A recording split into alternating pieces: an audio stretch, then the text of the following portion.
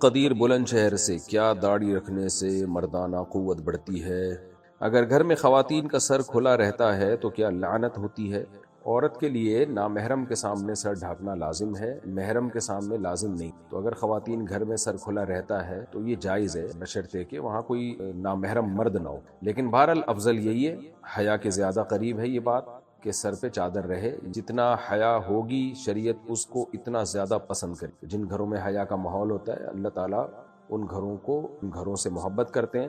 اس کی مثال ایسے ہے کہ آپ قمیض اتار کے بھی گھر میں گھوم سکتے ہیں، لیکن آپ کے والد آپ کے بھائی اگر گھوم رہے ہوں، تو مردوں کی بات کر رہا ہوں، تو مرد قمیض نہیں اتار کے گھومتے ان کے سامنے، تھوڑی حیا آتی ہے انسان کو۔ یار ابا بولیں گے کیا ننگا پتنگا پھر کپڑے پہن، تو اب آپ اس میں یہ کہیں کہ شرعن جو ہے عین بھی بڑا گاڑھا نکالیں کہ کرتا پہننا شرعن لازم نہیں ہے۔ میرے ذمہ تو صرف یہ لازم ہے کہ ناف سے لے کے گھٹنے تک میں کور کروں، اس کو ڈھانپ کے رکھوں۔ تو ناف سے گھٹنے تک میں نے ایک دھوتی باندھی ہوئی ہے، اب میں ایسے ہی گھوموں۔ ظاہر کہا جائے گا بے حیا آدمی ہے، عجیب حیا کے خلاف کام کر رہا ہے۔ حیا کا تقاضا یہ کہ پراپر ڈریس پہنا جائے۔ تو اسی طرح خواتین کے لیے سر ڈھانپے بغیر گھومنا بھی گھر میں جائز ہے، لیکن حیا کا تقاضا، میں یہ نہیں کہہ رہا جو سر نہیں ڈھانپتی وہ بے حیا ہے، لیکن بہرحال حیا کے زیادہ قریب یہی ہے کہ سر کو ڈھانپ لیں، اچھی بات ہے۔ اگر شوہر اپنی بیوی سے ناراض ہو جائے تو فرشتے پوری رات اس عورت پر لعنت بھیجتے ہیں، اور اگر شوہر اپنی بیوی کو وقت نہیں دیتا، اس کے ساتھ اچھا سلوک نہیں کرتا، اس سے بات بھی نہیں کرتا، بیوی ناراض ہو جائے تو اسے منانے کی کوشش بھی نہیں کرتا، اس صورت میں مرد کا کیا حکم ہے؟ نبی صلی اللہ علیہ وسلم نے فرمایا خیارکم خیارکم لأہلہ، تم میں سب سے بہتر وہ ہے جو اپنے گھر والوں کے ساتھ، یعنی بیوی کے ساتھ، بچوں کے ساتھ اچھا۔ تو بعض مرد باہر بہت اچھے اخلاق کے ہوتے ہیں، مذاق ہو ہا ہا اور خوب لائف کو انجوائے کر رہے ہو، بیوی کے ساتھ ان کا رویہ ٹھیک نہیں ہوتا، تو آپ صلی اللہ علیہ وسلم نے فرمایا اولئک لیسوا بخیارکم، یہ تم میں اچھے لوگ نہیں۔ تو اچھائی کا پتہ انسان کے گھر سے ہی چلتا ہے کہ آپ اپنے بیوی بچوں کے ساتھ کیسے۔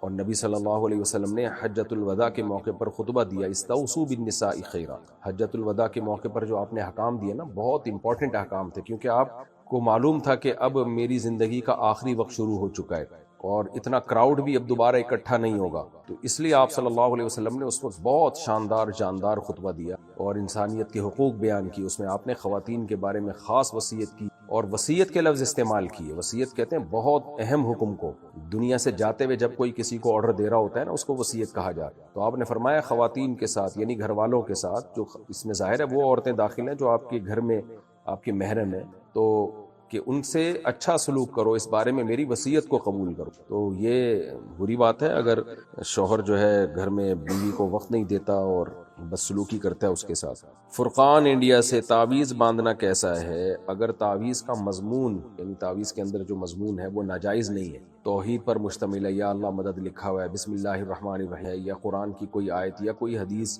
یا یعنی حدیث میں سے ثابت شدہ دعا، یا کوئی بھی ایسے الفاظ جس میں اللہ سے مدد مانگی گئی ہو، تو اس کا استعمال جائز ہے، لیکن بہرحال یہ کمال توکل کے خلاف۔ تعویذ گنڈے والے لوگوں کو میں نے کبھی نہیں دیکھا ان کے کام بنتے ہوئے، ایک کام بنتا ہے تو 10 بگڑتے ہیں، پھر وہ ساری زندگی تعویذ گنڈوں میں پلیتے انہی میں زندگیاں برباد ہو جاتی۔ تو اس لیے میرا معمول یہی ہے کہ میں کبھی بھی نہ تعویذ باندھتا ہوں، نہ اپنے بچوں کو باندھنے دیتا ہوں۔ میں نے دیکھا ہے کہ آدمی اس میں اللہ پہ توکل کرے اور دعاؤں کو فوکس کرے تو جو یہ سنت کے زیادہ قریب ہے۔ انبیاء کرام نے مصیبتوں میں دعائیں مانگی ہیں، تعویذ نہیں باندھے۔ ہم اپنے نبی صلی اللہ علیہ وسلم کے عمل کو دیکھ، یونس علیہ السلام مچھلی کے پیٹ میں گئے تو کوئی تعویذ تھوڑی، انہوں نے تو آپ کہہ سکتے ہیں وہاں ان کو تعویذ کہاں سے ملتا، تو پہلے سے ہی لے جاتے تعویذ کہ بھئی میں کشتی میں جا رہا ہوں کچھ بھی ہو سکتا ہے، نہ جا کے دعا مانگی لا الہ الا انت سبحانک انی کنت من الظالمین۔ زکریا علیہ السلام کے جب اولاد نہیں ہوئی، بوڑھے ہو گئے تھے، بال سفید ہو گئے، تو کوئی تعویذ نہیں باندھا بلکہ اللہ سے دعا مانگی، رب لا تذرنی فردا وانت خیر الوارث، اے اللہ میں اکیلا ہوں، تو بہترین وارث ہے، یعنی مجھے نیک صالح اولاد دے۔ تو ہمیں انبیاء کا طرز عمل، یعقوب علیہ السلام کے بیٹے گم گئے، یوسف علیہ السلام، تو یہ نہیں کہ کوئی زائچے بنوائے، زائچے تو ویسے ہی ناجائز ہیں، کوئی تعویذ باندھا انہوں نے، بلکہ اللہ سے ساری زندگی دعائیں مانگی۔ تو دعاؤں سے کام بنتے ہیں، دعاؤں کو زیادہ فوکس کرنا چاہیے، بلکہ فوکس ہی دعاؤں کو کرنا چاہیے، اسباب اختیار کریں کامیابی کے اور دعاؤں کو فوکس کریں۔ تعویذ گنڈے والے جو ہے نا دعاؤں سے غافل ہوتے ہیں، یہ بھی بڑا وبال ہے۔ عبد القدیر بلند شہر سے کیا داڑھی رکھنے سے مردانہ قوت بڑھتی ہے؟ اگر میں کہہ دوں ہاں بڑھتی ہے تو عبد القدیر بھائی کیا آپ رکھ لیں گے داڑھی؟ اگر میں کہہ دوں داڑھی رکھنے سے مردانہ قوت بڑھتی ہے، آپ دیکھیں کل جو ہے آپ 1 کروڑ سے زیادہ نوجوان داڑھی رکھنے کا فیصلہ کر لیں گے۔ دیکھیں داڑھی رکھنے کا براہ راست تو مردانہ قوت سے کوئی تعلق نہیں، کوئی ایسی ریسرچ نہیں ہے، لیکن مینٹلی آدمی اپنے آپ کو مرد سمجھنے لگتا ہے۔ ظاہر ہے داڑھی مردوں کا شعار ہے، نبی صلی اللہ علیہ وسلم نے حکم دیا اعفوا اللحیٰ وقصوا الشوارب، داڑھی بڑھاؤ اور مونچھیں گھٹاؤ، اور اسی طرح آپ صلی اللہ علیہ وسلم نے 10 چیزیں پیغمبروں کی فطرت قرار دی ہیں، ان میں داڑھی بڑھانا بھی ہے۔ تو پیغمبر وہی کام کرتے ہیں جو نیچر کے مطابق ہو۔ تو جب پیغمبروں نے داڑیاں بڑھائی ہیں تو اس کا مطلب یہ مردوں کی فطرت ہے۔ عورت کے تو چہرے پہ بال نکل آئے تو اس کو کاٹنے کا حکم ہے اگر داڑھی کی، تو یہ تو مردوں کی فطرت ہے۔ آپ نر جانور دیکھیں ان کے داڑیاں ہوتی ہیں، بال ہوتے ہیں۔ تو جب آپ داڑھی رکھیں گے اور آپ کو مردانہ وجاہت محسوس ہوگی تو خود بخود آپ کی مردانہ قوت بھی بڑھے گی، کیونکہ مرد ہونے کا احساس یہی انسان کو مرد بنا رہا۔ تو میں یہ نہیں کہہ رہا جن کی داڑیاں نہیں ہیں ان میں مردانہ قوت نہیں تھی، لیکن جو داڑھی والے ہوتے ہیں تو ان کو خود اپنی مردانگی کا احساس ان میں زیادہ ہوتا ہے۔ تو اس لیے جب یہ احساس زیادہ ہوگا تو مینٹلی آپ میں زیادہ ظاہر ہے ہر قوت زیادہ بڑھے گی آپ میں، جو مردوں کے جو بھی بہادری آئے گی اور بھی بہت ساری چیزیں، تو اس میں مردانہ قوت بھی آٹومیٹیکلی آپ کی مینٹلی بڑھے گی۔ اور یہ زیادہ تر دماغ کا ہی کھیل ہے، آپ ڈاکٹروں سے پوچھیں، یہ زیادہ تر آپ دیکھ لو نا کتنے لوگ ہیں جو ہائی اللہ ہوئی اللہ والے، جو ہی ہیں نہ شی ہیں، حالانکہ وہ فزیکلی مرد ہوتے ہیں لیکن خواتین کی مشابہت اختیار کر کر کے میک اپ کرتے ہیں اور وہی اسی جیسی خواتین جیسے ڈریس پہنتے ہیں، تو ان میں مردانہ قوت ختم ہو جاتی ہے، حالانکہ ان میں فزیکلی تو وہ مردی ہوتے ہیں۔ تو وجہ کیا ہے بھائی، مینٹلی جب وہ اپنے آپ کو عورت سمجھنا شروع کر دیتے ہیں، خواتین جیسا لائف اسٹائل رکھتے ہیں، ہائی اللہ ہوئی اللہ کرتے ہیں، ہاتھوں کی بناوٹ اور یہ سب، تو ہوتے ہوتے وہ مینٹلی پھر نامرد ہو جاتے ہیں۔ تو اس سے پتہ چلتا ہے بھائی جتنا آپ ہی پنا جتنا زیادہ ہوگا آپ میں تو اتنے ہی زیادہ ہوں گے۔ اچھا بھائی، مائرہ صاحبہ نے پوچھا میں نے ایک استخارہ کیا تھا کہ میرا خاتمہ ایمان پر ہوگا یا نہیں، پہلی دفعہ اس میں نہ آیا، دوسری دفعہ ہاں آیا، کیا یہ استخارہ ٹھیک ہوگا یا نہیں، اور اس طرح کے استخارے کرنا جائز ہے یا نہیں؟ اس طرح کے استخارے عبث فضول حرکت ہے، ٹائم ویسٹنگ ہے، کیونکہ استخارے میں ہاں یا نہ آتا ہی نہیں ہے، یا ہماری اپنی بنائی ہوئی چیز، نہ ہاں آتا ہے نہ آتا ہے۔ بار بار میں اس پہ وضاحت کر چکا کہ استخارہ ایک دعا ہے، اللہ سے مشورہ نہیں ہے، اللہ سے کبھی مشورہ نہیں لیا جاتا، اللہ تو آرڈر دیتا ہے۔ تو استخارہ تو ایک دعا ہے، اے اللہ یہ کام تیرے علم میں میرے لیے بہتر ہے تو مقدر کر دے، بہتر نہیں ہے تو ہٹا دے اس کو۔ تو یہ جو آپ نے استخارہ کیا ہے فضول کام ہے، اس کے نہ ہاں کا کوئی اعتبار ہے نہ کا کوئی۔ ایمان کی حفاظت کے لیے بس آپ اللہ سے دعا مانگا کریں، برائیوں سے بچیں، نیک اعمال کریں، اور ربنا لا تزغ قلوبنا بعد اذ ہدیتنا وہب لنا من لدنک رحمہ انک انت الوہاب۔ یہ دعا کثرت سے پڑھا کریں کہ اللہ میرا، اس کا حاصل یہی ہے اس دعا کا کہ اللہ میرا خاتمہ ایمان پہ اور اعمال صالحہ پہ کرنا ہے۔ عمران خان انڈیا سے، عمران خان تو جیل میں، اچھا سوری دوسرے عمران خان میں، اگر نماز کے دوران ہنسی آ جائے تو کیا وضو ٹوٹ جاتا ہے؟ میں پہلی دفعہ تو ڈر گیا تھا، عمران خان انڈیا پہنچا دیا گیا عمران خان۔ خیر، اگر نماز کے دوران ہنسی آ جائے تو کیا وضو ٹوٹ جاتا ہے؟ جی ہاں، احناف کے نماز میں قہقہ لگا کے ہنسی آئی، اس بارے میں ایک حدیث ہے، اس کی سند پہ اگرچہ کلام ہے، لیکن امام ابو حنیفہ رحمہ اللہ تعالیٰ کا اصول ہے کہ اگر ضعیف حدیث بھی قیاس کے مخالف ہوگی تو ضعیف حدیث کو ترجیح دے گی، بشرطے کہ وہ اس میں ضعف زیادہ شدید نہ ہو۔ اور عین ممکن ہے امام ابو حنیفہ تک جس سند سے یہ حدیث پہنچی ہو وہ سند ٹھیک بھی ہو، یہ اس کا بھی بہت امکان ہوتا ہے کہ ہم تک جس سند سے پہنچی وہ سند ٹھیک نہ ہو، مجتہد تک جس سند سے پہنچی وہ سند ٹھیک ہو۔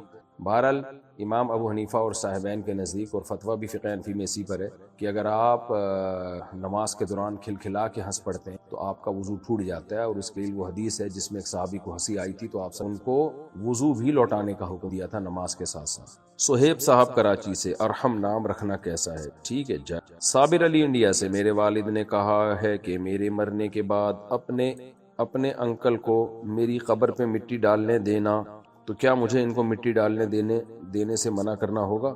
اچھا، مٹی مت ڈالنے دینا، یہ اس طرح کی وصیتیں شرعاً اس کو پورا کرنا لازم نہیں۔ تو اگر آپ کے یعنی انکل کو کہا ہے اور انہوں نے واقعی آپ کے والد کو بہت زیادہ ظلم کیا، بہت ستایا، تو آپ ان کو کہہ دیے گا کہ بھئی میرے والد نے منع کیا تھا، تاکہ انکل کو تھوڑی تنبیہ ہو۔ لیکن انکل پہ لازم نہیں ہے کہ وہ آپ کی بات مانے، کیونکہ کوئی بھی قبر پہ مٹی ڈال سکتا ہے، تو دوسرے کو اس کو روکنے کا حق نہیں ہے۔ تو میرا خیال ہے قبر پہ پھڈے بازی ہوگی بلا وجہ کی، تو بس والد صاحب نے کہہ دیا انکل کو۔ اگر واقعی انکل بہت بڑے ظالم ہیں، چھوٹی موٹی کوتاہیاں ہر جگہ ہوتی ہیں، تو اس کو تو اگنور کر دینا چاہیے، والد نے اگر کہا بھی ہو تو بھی اگنور کر۔ لیکن اگر واقعی بہت بڑے کوئی ظالم تھے، کوئی بہت ہی ستایا تھا والد کو، تو پھر والد کے دنیا سے جانے کے بعد آپ انکل کو یہ کہہ سکتے ہیں کہ ابا نے آپ کے بارے میں یہ بولا تھا، تاکہ ان کو ہو کہ بھائی یہ باقی میں بہت ناراض دنیا سے گئے، بول دیں. لیکن زبردستی بہرحال کوئی نہیں روک سکتا، کیونکہ یہ آپ کے اختیارات میں ہے ہی نہیں کہ آپ ان کو مٹی ڈالنے سے زبردستی روکیں. مفتی صاحب، نماز میں بہت وسوسے آتے ہیں، اس کا حل کیا ہے؟ اس کا حل یہی ہے کہ آنے دیں اور اس سے پریشان نہ ہو، وسوسوں کو نکالنے کی بھی کوشش نہ آنے دیں اور اپنے کاموں میں مشغول رہیں. آپ نماز پڑھیں، اس کے بعد جو آپ کی ایکٹیویٹیز ہے اس کو پورا کریں اور ان سے پریشان نہ ہو. وسوسوں سے جو جتنا زیادہ پریشان ہوگا وسوسے اور زیادہ آئیں گے. اس کی مثال ایسے جیسے بچپن میں بچے، آپ کو پتہ ہے، ایک دوسرے کو چھیڑتے ہیں، جو کہ بہت ہی غلط کام ہے. کسی کی چڑ رکھ دی آپ نے، بچوں نے کسی کو موٹو موٹو کہنا شروع کر دیا، وہ موٹو سے چڑ رہا ہے. جب چڑے گا تو بچوں کو اور ہنسی آتی ہے، وہ اور چھیڑتے ہیں اس کو، وہ اور غصہ کرتا ہے کہ کیوں مجھے موٹو بول رہے ہو، کیوں مجھے موٹو بول رہے ہو، اور غصہ کرتا ہے. تو اس کا خیال ہوتا ہے کہ اس غصہ کرنے سے سامنے والا ڈر جائے گا. نہیں بھائی نہیں، آپ جب جتنا غصہ کریں گے تو بچے تو کہہ ہی اس لیے رہے ہیں تاکہ آپ کو غصہ آئے، تو وہ اور کھیلتے ہیں. تو اس کا حل یہ ہے کہ آپ غصہ کرنا چھوڑ دیں اور آپ بھی ان کے ساتھ شریک ہو جائیں. ہاں بھائی ٹھیک ہے، ہم تو موٹو ہیں ماشاءاللہ، ایسے ہی کہہ دیں. تو وہ تھوڑی دیر میں جب دیکھیں گے کہ اس پہ اثر ہی نہیں ہو رہا موٹو پہ، تو وہ پھر بولنا چھوڑ دیں گے اس کو. اس طرح کسی کا نام ٹھگنو رکھ دیا، ٹھگنو بول رہے ہیں، اس کو غصہ آ رہا ہے، وہ غصے میں اور ٹھگنا ہوتا جا رہا ہے. تو وہ بھائی غصے سے تھوڑی ہوگا، وہ تو بچے تو اور چھیڑیں گے. ہم اسکول میں تھے نا، اسی طرح چھیڑتے تھے ایک دوسرے کو، تو دیکھتے تھے نا جو جس کی کوئی چڑ رکھی ہوئی اس کو اور لال پیلا ہو رہا ہے تو اور چھیڑتے تھے اس کو. تو پھر ایک تفریح بن جاتی تھی، سارے کام کاج چھوڑ کے پھر اس کو چھیڑنے میں ہی سارا ٹائم گزرتا تھا. تو اس کا حل یہ کہ بھائی وہ اگنور کرے کہ ہاں بھائی ہم تو ہیں ٹھگنو. تو اس سے امید ہے تھوڑا لمبا ہو جائے گا وہ. لیکن اگر چھیڑتے رہے تو اور یہ غصہ ہوتا رہا تو وہ اور ٹھگنا ہو جائے گا اور یہ اس کو اور چھیڑیں گے. تو شیطان وسوسے دل میں ڈالتا ہے، آپ وسوسے سے پریشان ہو گئے تو شیطان اور ڈالے گا. پریشان نہیں ہو گئے، بولے آنے دے بھائی، آنے دو، اس سے کچھ نہیں ہوتا. نہ اس سے انسان کافر ہوتا ہے، نہ اس سے گناہ ملتا ہے. چاہے کتنے گندے وسوسے آ رہے ہوں، چاہے کتنے برے وسوسے آ رہے ہوں، معاذ اللہ نقل کفر اسلام کے بارے میں الٹے الٹے خیالات آ رہے ہوں، اس سے بھی کچھ نہیں ہوتا، کوئی گناہ نہیں ہے. حدیث سے یہ بات ثابت ہے، کچھ بھی نہیں ہوتا. تو خود بخود انسان کافر نہیں ہو جاتا، بیٹھے بیٹھے منہ سے بولنا پڑتا ہے اور اس کے تقاضوں پر عمل کرنا پڑتا ہے، تب جا کے ہوتا ہے. ایسے نہیں، ایسے طلاق کے وسوسے بیٹھے بیٹھے لوگوں کو آنا شروع ہو جاتے ہیں. تو آنے دو. تو ٹینشن لوگے تو یہ وسوسے اور آئیں گے، کم نہیں ہوں گے. اور اعوذ باللہ من الشیطان الرجیم بھی پڑھ لیا کریں، لا حول ولا قوت الا باللہ بھی پڑھ لیا کریں. بس ایک دو دفعہ پڑھ لیا کریں، یہ نہیں کہ اب اسی کو پڑھتے رہیں بیٹھ کے. وسوسے کے مریض ایسا کرتے ہیں، کوئی دعا بتا دو اسی کو پڑھتا رہے گا، ہر وقت مسلط کر لے گا اپنے اوپر. تو بھائی وہ تو آپ نے مسلط کر لیا نا اپنے اوپر، مسلط کرنے سے تو اور آئیں گے وسوسے. بارش کی وجہ سے قبر بیٹھ جائے تو کیا مٹی سے برابر کر سکتے ہیں؟ جی کر سکتے ہیں. اگر تازہ قبر ہے، بہت پرانی قبر ہو جائے، 10 سال تقریباً گزر جائیں، تو 10 سال میں کراچی میں عام طور پر جو زمین ہے جس طرح کی، میت بالکل ختم ہو جاتی ہے، تو اس میں پھر دوسرا مردہ بھی دفنانا جائز ہے اگر ضرورت ہو تو. لیکن اگر کوئی جو ہے وہ اس میں مٹی کو نہ بھی ٹھیک کرے تو بھی ٹھیک ہے، لیکن ٹھیک کر دے تو کوئی حرج نہیں. اچھا بھائی، وضو کرنے کا صحیح طریقہ کیا ہے؟ تسہیل بہشتی زیور ایک کتاب ہے، خرید کے رکھ لیں. تو اب وضو کرنے کا طریقہ میں پورا بتاؤں گا تو ٹائم لگ جائے گا. بسم اللہ الرحمن الرحیم پڑھا آپ نے، ہاتھ دھوئے، 3 دفعہ آپ نے قلی کی، غرارہ بھی کیا. اگر روزہ ہو تو غرارہ نہ کریں، 3 دفعہ ناک میں پانی ڈالا. اور اگر لوٹے وغیرہ سے وضو کر رہے ہیں تو ایسے چلو میں پانی لیا اور ایسے کر کے 3 دفعہ منہ دھو لیا. نلکے سے ہے تو ایسے کر کے دھو لیا 3 دفعہ منہ. داڑھی کا، میری تو چھوٹی داڑھی ہے، میں پوری داڑھی بھگو لیتا ہوں. اگر گھنی داڑھی ہے تو بس داڑھی کا ایسے کر کے خلال کر لیں. اور پھر اس کے بعد ہاتھ سے یہاں شروع کریں، کونی تک ہاتھ دھوئیں. یوں کر کے نہیں دھونا چاہیے، ہاتھ یوں کر کے دھونا چاہیے، کیونکہ قرآن میں فاغسلوا وجوہکم وایدیکم الی المرافق، ید کو مرفق تک پہنچانا ہے. یعنی قرآن سے اشارہ ملتا ہے کہ یہاں سے شروع کرنا ہے دھوتے ہوئے اور یہاں لے کے جانا ہے. لوگ یوں کر کے الٹا دھو رہے ہوتے ہیں، وہ تو جاتا ہے وضو، تو یوں کر کے دھوئیں. تو ایسے بہتر ہے 3 دفعہ چلو لیں پانی میں، 3 دفعہ ایسے ہاتھ کو اچھی طرح مسلیں. لوگ پانی بہت استعمال کر رہے ہوتے ہیں، ہاتھ نہیں مسل رہے ہوتے، اس سے پانی ضائع ہوتا ہے. تو ایسے نلکا کھولا، یوں کھولا اور نلکا بند کیا اور دونوں ہاتھ ملا کے یوں کیا، یا ایک ہاتھ سے بھی یوں کریں، یوں نہیں تو نلکے سے ایسے بھی کر لیں، ایک ہی دفعہ میں اچھی طرح دھل. اور پھر لیفٹ ہاتھ دھویا، یہاں سے پانی ہوتا ہوا جائے گا، ادھر کو آئے گا، اس طرح اچھی طرح ہو گیا. سر کا مسح کیا. سر کے مسح میں جو یہ چل رہا ہوتا ہے، لوگوں سے انگلیاں بھی نہیں ٹوٹ رہی ہوتی، یوں کر کے کر رہے ہوتے ہیں، ایسا کچھ بھی نہیں ہے. بس پانی آپ نے گیلا پانی جو ہے ایسے لے گئے، پورا سر، پگڑی میں نہیں، ایسے پورے سر پہ لے گئے. اور پھر دونوں روایتیں، بعض روایت میں آنا لانا بھی ہے، بعض میں صرف ایک دفعہ بھی ہے، دونوں طرح ٹھیک ہے. تو ایسے لے کے مسح کر لیا. راجح ہمارے نزدیک یہی ہے کہ بس ایک دفعہ اس طرح سے مسح کر لیا جائے پیچھے. اور پھر اس کے بعد انگلیوں کا یہ اور کانوں کی مسح کر لی، سر کا مسح ہو گیا. پھر پاؤں میں بھی انگلیوں سے ایڑی کی طرف دھونا ہے، یعنی پانی جو ہوگا انگلیوں سے جائے گا ایڑی کی طرف، اور چھوٹی الٹے ہاتھ کی چھوٹی انگلی سے انگلیوں کا خلال بھی کر لیں تو یہ ہو گیا جی آپ کا وضو۔ قبلے کے رخ میں شک ہو جائے تو کیا کرنا چاہیے؟ مسجد صحیح رخ پر نہیں بنی ہوئی، کیا اب صفیں گھما سکتے ہیں؟ اور مسجد کے قبلے کے صحیح رخ میں 2 صفوں کا فرق آتا ہے؟ 2 صفوں کا فرق آتا ہے کیا مطلب؟ بھائی قبلے میں شک ہو جائے تو چیک کروائیں ماہرین فلکیات سے، جامع الرشید کا بھی ماہرین فلکیات کا شعبہ ہے، ان سے رابطہ کریں آپ، یہ تو آج کل بہت آرام سے پتہ چل جاتا ہے، کوئی اس میں راکٹ سائنس نہیں ہے، تو اس کو فوراً ٹھیک کروائیں۔ اور اگر وہ قبلے سے بالکل ہی 45 ڈگری سے بھی زیادہ ادھر کو منہ ہو یا 45 ڈگری سے بھی زیادہ ادھر کو ہوگا تو کسی کی نماز نہیں ہوگی پھر، اس لیے اس کو چینج کروائیں۔ کیا عدت کے بعد کسی اور مرد سے نکاح کر سکتے ہیں؟ اپنے شوہر سے 5 یا 10 سال بعد کبھی بھی نکاح کر سکتے ہیں۔ عدت کے بعد جس سے چاہیں نکاح کریں بھائی، اور اپنے شوہر سے نکاح اگر اس نے 3 طلاقیں دی تھیں پھر تو نہیں کر سکتے، اور اگر 1 طلاق دی تھی تو جب چاہیں پھر تو عدت گزرنا بھی ضروری نہیں ہے، بلکہ عدت کے دوران بھی پرانے والے شوہر سے آپ شادی کر سکتے ہیں، 10 سال بعد بھی، 20 سال بعد بھی، اور 30 سال بعد بھی اگر وہ بچ جائے تو اس سے کر لیں شادی۔ اچھا بھائی، میرا ایک جگہ رشتہ ہوا ہے لیکن میں نے استخارہ کروایا ہے تو انہوں نے مجھے دعا پڑھنے کو بولی ہے، اللہم انا الیہ و انا الیہ راجعون۔ انا للہ تو سنا تھا یہ آج، انا الیہ و انا للہ ہوگا میرا خیال ہے۔ اس کا کیا مطلب ہے؟ کیا یہ رشتہ صحیح نہیں ہے؟ دیکھیں استخارہ کروانے سے رشتے کا نہیں پتہ چلتا کہ ٹھیک ہے کہ غلط ہے، استخارہ تو دعا ہے، باقی یہ کہ جہاں رشتہ ہوا ہے استخارہ تو ویسے ہی کر لینا چاہیے، باقی کرنا وہی چاہیے جو آپ کے ذہن میں آ رہا ہے، اگر وہ اچھا رشتہ ہے تو ہاں کر دیں، اچھا نہیں ہے تو نہ کر دیں، اور مشورہ بھی لیں لوگوں سے اس کے بارے میں۔ باقی یہ جو دعا ہے انا اللہم انا الیہ و انا الیہ راجعون، اس کا کیا مطلب؟ اے اللہ ہم اسی کے لیے، اسی کی طرف ہیں اور اسی کی طرف لوٹیں گے، یہ تو کوئی دعا نہ بنی نا۔ اللہم انا للہ و انا الیہ راجعون تو ہے، انا للہ و انا الیہ راجعون، لیکن یہ رشتے کے موقع پہ نہیں ہے، یہ جب شوہر کا انتقال ہو جائے نا رشتے کے بعد تو پڑھیے گا یہ دعا انا للہ و انا الیہ راجعون۔ تو ابھی تو میرا خیال ہے رشتہ ہونے دیں آپ، یہ دعا کسی غم کے موقع پہ پڑھی جاتی ہے، یہ شادی بیاہ کے موقع پہ نہیں پڑھی، تو یہ رشتہ صحیح نہیں ہے، اس کا مجھے نہیں پتا یہ رشتہ صحیح نہیں ہے کہ نہیں ہے، اور یہ استخارے سے کبھی بھی نہیں پتہ چلتا، خوب سمجھ لیں، جو استخارہ نکال کے بتائے نا کہ یہ رشتہ صحیح ہے یا نہیں ہے تو جھوٹ بول رہا ہے وہ، یا تو اس کو بیچارے کو دماغ میں کوئی لگ گیا، کچھ الٹا سیدھا ہو گیا، اس کے استخارے سے کبھی نہیں پتہ چلتا کہ رشتہ ٹھیک ہے کہ غلط ہے۔